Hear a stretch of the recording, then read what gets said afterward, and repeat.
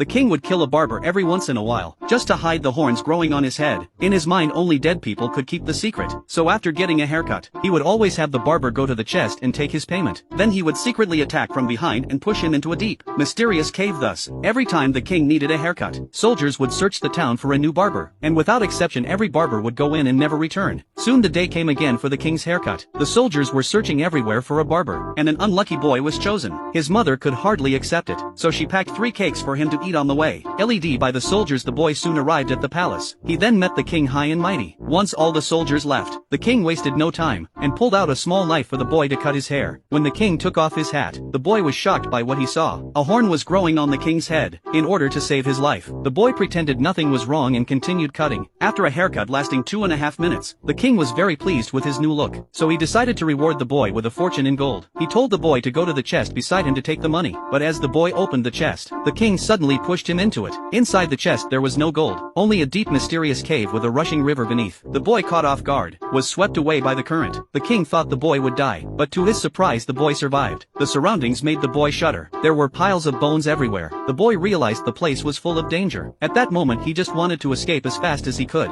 Just then a noise came from beneath the pile of bones, which startled the boy and made him step back. In the next moment a giant snake appeared before him. Without hesitation, the boy immediately began to play the flute in his hand. The music made the giant snake happy, and then the boy took out one of his cakes and offered it to the snake. The snake, moved by the boy's kindness, let him go and sent him out of the cave. Just as the boy escaped the snake's mouth, he was spotted by a hungry wolf in the forest. The wolf lunged toward him, but the boy scrambled up a nearby tree, barely escaping becoming the wolf's meal. However, the wolf was determined not to give up, so the boy played the flute again. When the wolf fell down, the boy was knocked off the tree. The wolf's stomach growled loudly from hunger, so the boy took out the second cake and gave it to the wolf. After eating, the wolf decided to let the boy go and carried him out of the forest. On the way he passed a house by a lake, so the boy waved goodbye to the wolf. He thought he would spend the night there, but little did he know he was walking into a trap. The house was owned by a famished old witch. Seeing a new victim at her door, the witch used magic to transform into an old woman. She warmly welcomed the boy inside, and as soon as he sat down, the witch revealed her true form.